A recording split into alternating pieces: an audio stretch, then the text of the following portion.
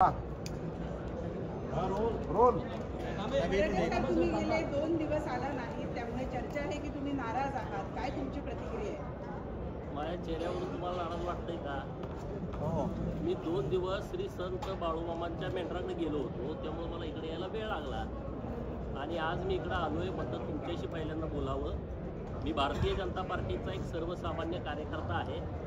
भारतीय जनता पार्टीनं मला 2020ला विधान परिषदेमध्ये काम करण्याची संधी दिली आणि त्या संधीचं मी सोनं केलं.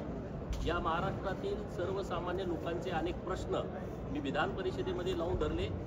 विधान परिषदेच्या बाहेर रस्त्यावरची सुद्धा जेव्हा लढाई करावी लागली तेव्हाही तिथं मी लढाई लढलेलो आहे.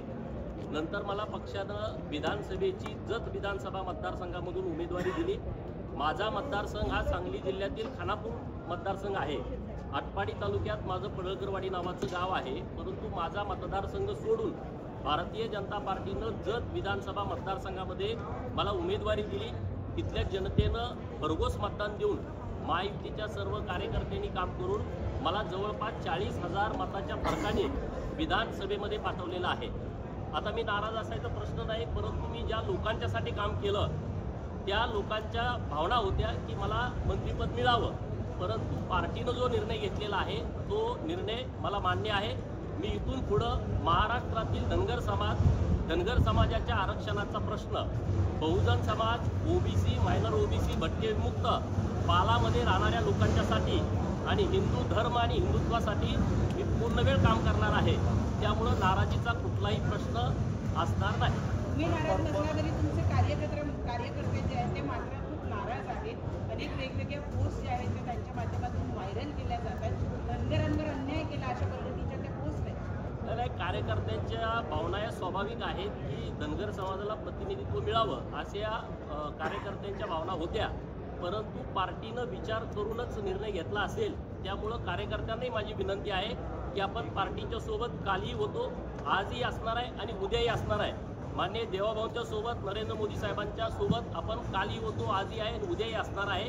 त्यामुळं कार्यकर्त्यांनी सुद्धा संयम बाळगावा ही माझी विनंती आपल्या प्रस्थापितांच्या विरोधात लढणारे सदाभाऊ खोत आणि गोपीचंद पडळकर यांना मार्कडवाडी आंदोलन नडलंय का? नाही, असं काही मला वाटत नाही. मार्कडवाडीमध्ये जो ज्या घटना एकंदरीत घडल्या त्या मार्कडवाडी आंदोलनाच्या विषयामध्ये मला तर ते अजिबात वाटत नाही. कारण ईव्हीएमच्या विषयामध्ये मी आणि सदाभाऊ एक स्पष्ट भूमिका घेऊन समोर गेलो होतो.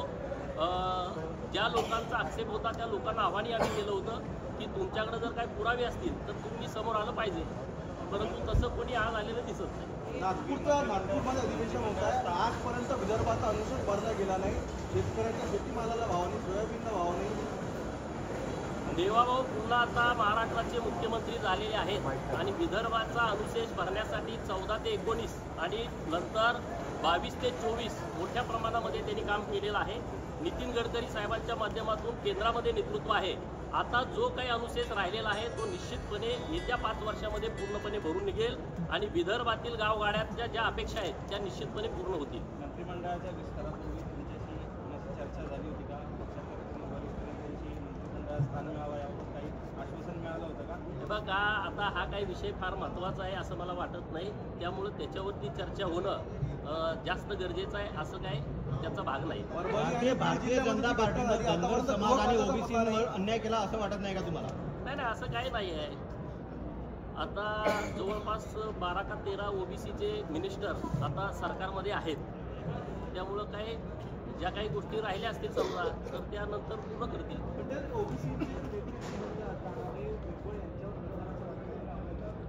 बघा, भुजबळ साहेब हे वरिष्ठ नेते आहेत आणि जेव्हा ओबीसीच्या आरक्षणाचा संरक्षणाचा विषय आला त्या काळामध्ये उघड भूमिका घ्यायला कुणीच तयार नव्हतं आणि त्या काळामध्ये माननीय छगन भुजबळ साहेबांनी अत्यंत धाडसी भूमिका घेतलेली आहे आणि त्यामुळं ओबीसी समूहाच्या मनामध्ये भुजबळ साहेबांचं एक वेगळं स्थान आहे आणि भुजबळ साहेबांना आता मंत्रिमंडळामध्ये संधी न मिळाल्यामुळं ओबीसींच्या मनामध्ये एक तीव्र संताप आहे. हे काय नाकारता येणार नाही.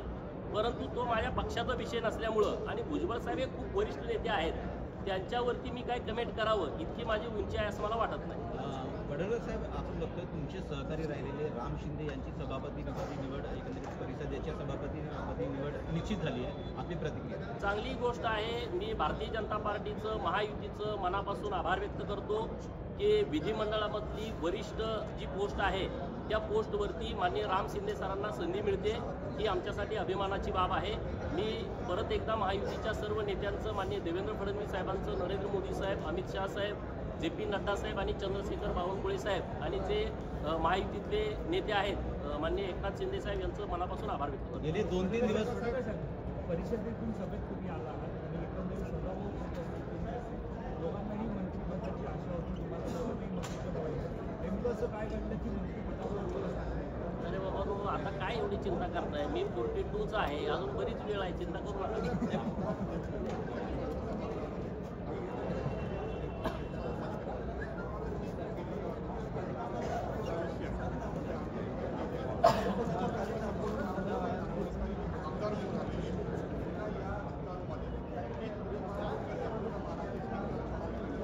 हे बघा, मी जी भूमिका घेऊन पहिल्यापासून काम करतोय त्या भूमिकेपासून मी तसूवरही बाजूला हटणार नाही.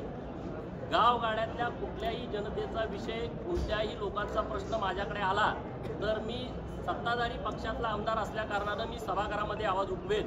जर तिथं जरी न्याय नाही मिळाला तर रस्त्यावरची लढाई करण्यासाठी मी लोकांच्या सोबत कायम असेल. त्यामुळं त्या भूमिकेमध्ये अजिबात बदल होईल असं मला अजिबात वाटत नाही. ज्यांच्याबरोबर माझी वैचारिक दुश्मनी आहे ती दुश्मनी काल जी होती ती आज राहील, उद्या पण तीच राहील. त्यामध्ये काही बदल होईल असं मला अजिबात वाटत नाही. तुम्ही मार्केटवाडीमध्ये जे पवारांविरोधात वक्तव्य केलं होतं ते तुम्हाला नडलं असं वाटत नाही? कारण की बघा, याविषयी मला काही माहीत नाही. याविषयी मला जेव्हा काही माहिती होईल तेव्हा निश्चितपणे या विषयावर बोलेल. गेले 2-3 दिवस तुम्ही नॉट रिचेबल होतात, या दरम्यान तुम्हाला महायुतीच्या नेत्यांमार्फत काही फोन अरे आला? असं काही नाही. मी माननीय देवाभाऊची भेट पण घेतली, त्यांची माझी चर्चा झाली. देवाभाऊचं माझं वेगळं नातं आहे, त्यामुळे मी नाराज आहे असं काही करू नका, काही चिंता करू नका. मी पहिल्यापेक्षा जोमानं भारतीय जनता पार्टीचं काम करेल आणि निश्चितपणे भारतीय जनता पार्टीचा विचार तळागाळात पोहोचवण्यासाठी रात्रंदिवस मेहनत घेईन आणि हिंदुत्व आणि हिंदू धर्मासाठी पूर्ण वेळ मी काम करायचं ठरवलंय. गावगाड्यातल्या पालात राहणाऱ्या लोकांच्यासाठी मी सरकारकडं पाठीमागं लागून मायनर OBC भटके विमुक्तांच्यासाठी एक वेगळं बजेट सरकारनं करावं यासाठी मी आता प्रयत्न सरकार दरबारी करणार आहे. माननीय मुख्यमंत्री महोदयांच्याकडून मला अपेक्षा आहेत की निश्चितपणे यामध्ये काहीतरी मार्ग निघेल. भटके विमुक्त जाती जमातीचं तुम्ही बोलात की मी काम करेल, पण अजूनही भटके भटकतच आहे. त्यांच्यासाठी राशन कार्डची व्यवस्था नाही, त्यांच्यासाठी वोटिंग कार्डची व्यवस्था नाही, यासाठी कोणीही दखल घेत हे बघा, भटक्या विमुक्तांमध्ये अनेक जमाती असे आहेत की ज्यांना अजून स्वतःचं घर नाही. तुम्ही जो प्रश्न विचारलाय तो अगदी बरोबर आहे. ते पालामध्ये राहतात, या गावातून दुसऱ्या गावामध्ये जातात. त्यांच्याकडं ना रेशन कार्ड आहे, ना त्यांच्याकडं आधार कार्ड आहे, ना त्यांच्याकडं मतदान कार्ड आहे. आणि म्हणून सरकारनं मी गेले वर्षभर सातत्यानं या विषयावरती आवाज उठवतोय की भटक्या विमुक्तांमधल्या ज्या पालात लोक राहत आहेत त्यांच्यासाठी ठोस भूमिका सरकारनं घेतली पाहिजे. त्यांच्या मुलाच्या शिक्षणाची जबाबदारी घेतली पाहिजे. त्यांना कायमस्वरूपी एक रहिवासाचं ठिकाण त्यांचं निश्चित झालं पाहिजे आणि मी निश्चितपणे सरकारकडे या गोष्टीवरती पाठपुरावा करून त्यातून 100% मार्ग काढेन असा मला विश्वास आहे. साहेब, आगामी काही दिवसात गोपीचंद पडळकरांसाठी वेगळा विचार करतील असं देवाभाऊ वाटतंय का? देवाभाऊ वेगळा विचार करतील असं वाटतंय? देवाभाऊ राज्याचे मुख्यमंत्री झाले हेच आमच्यासाठी खूप महत्त्वाचं आहे. गोपीचंद पडळकरच्या मंत्रिपदाचा विषय फार महत्त्वाचा आहे असं मला वाटत नाही. बाकीचे काही प्रश्न आहेत त्या प्रश्नावरती आम्ही जोमानं काम करू. देवाभाऊंच्या पाठीमागं, भारतीय जनता पार्टीच्या पाठीमागं ताकदीनं उभा राहू. त्यांच्या विरोधात जर चुकीचं कोणी बोलायला लागलं तर त्यांना त्याच पद्धतीनं उत्तर देण्याची भूमिका भाजपच्या वतीनं मी निश्चितपणे घेईन. दिवाळी अधिवेशनानिमित्त तुम्ही नागपुरात आहात, गुलाबी थंडी आहे, कसा अनुभव घेत आहे? बघा, आता प्रत्येकाला वाटतंय की हिवाळी अधिवेशन लवकरात लवकर यावं. तुमची पण इच्छा असते, तुम्हाला पण अपेक्षा असतात. मुंबईत राहून तुम्ही कंटाळलेला असता, एकदा नागपूरला जावं. तर आता नागपूरमध्ये आल्यानंतर हिवाळी थंडीबरोबर राज्यातले प्रश्न मिटावेत यासाठी आम्ही सगळेजण प्रयत्न करतो. Thank you sir. नमस्कार.